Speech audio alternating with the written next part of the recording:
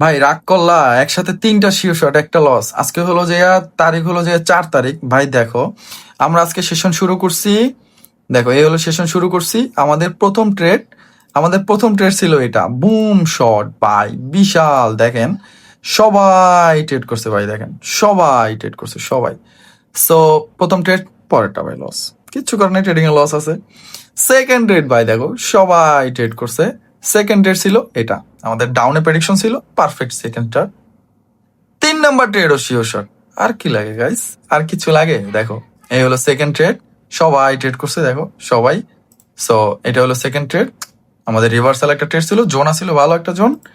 বাস, session close. 3টা sure shot, session close. আর কি লাগে ভাই?